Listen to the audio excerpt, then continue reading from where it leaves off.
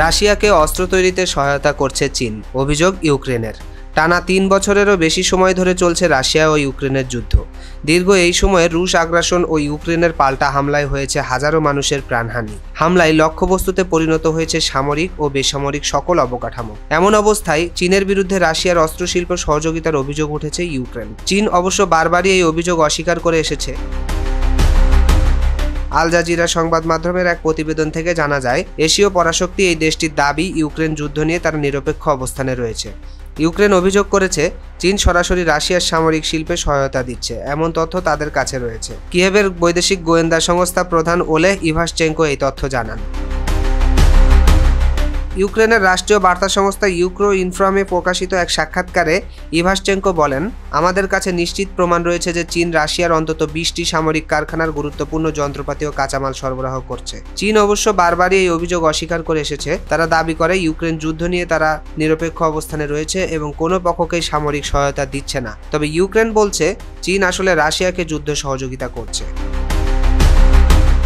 ইভাশচেঙ্কোর ভাষ্যমতে, যন্ত্র তৈরির সরঞ্জাম, বিশেষ রাসায়নিক উপাদান, বারুদ এবং রাশিয়ার সামরিক উৎপাদন কারখানার জন্য ব্যবহৃত যন্ত্রাংশ পাঠাচ্ছে চীন। তিনি আরও বলেন, 2024 থেকে 2025 সালের মধ্যে অন্তত 5টি চীন রাশিয়া যৌথ প্রকল্প ছিল এভিয়েশন খাতে, যেখানে যন্ত্রাংশ, সরঞ্জাম ও কারিগরি তথ্যের আদান প্রদান হয়েছে।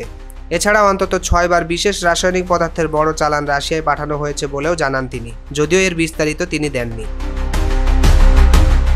ইউক্রেনের দাবি অনুযায়ী 2025 সালের শুরু পর্যন্ত রাশিয়ার ব্যবহৃত ড্রোনে যে ইলেকট্রনিক যন্ত্রাংশ পাওয়া গেছে তার 80% এসেছে চীন থেকে। এছাড়া চীন থেকে বিভিন্ন ছায়া প্রতিষ্ঠানের মাধ্যমে সরঞ্জাম আনছে রাশিয়া, যেগুলোর দাম বদলে ফেলা হয় এবং পণ্যের চিহ্ন লুকিয়ে রাখা হয়। এর আগে গত মাসে ইউক্রেনের প্রেসিডেন্ট ভলোদিমির জেলেনস্কি প্রথমবারের মতো প্রকাশ্যে বলেন, চীন রাশিয়াকে বারুদ ও ড্রোন তৈরির উপাদান দিচ্ছে এবং চীনা নাগরিকরা রাশিয়ার ড্রোন উৎপাদনে সহায়তাও করছে। তার এই অভিযোগের পর চীন সেটাকে ভিত্তিহীন বলে প্রত্যাখ্যান করে। এরপর ইউক্রেন 3টি চীনা প্রতিষ্ঠানের উপর নিষেধাজ্ঞা আরোপ করে। মূলত রাশিয়ার সঙ্গে ইউক্রেন যুদ্ধ শুরু হওয়ার পর চীন আন্তর্জাতিকভাবে নিরপেক্ষতার ভাবমূর্তি তুলে ধরলেও বেইজিং ও মস্কোর মধ্যে বাণিজ্যিক ও প্রযুক্তিগত সহযোগিতা অনেক বেড়ে চলেছে। বিশেষ করে পশ্চিমা নিষেধাজ্ঞার মধ্যেও রাশিয়ার জন্য অন্যতম প্রধান সরঞ্জাম সরবরাহকারী হয়ে উঠেছে চীন।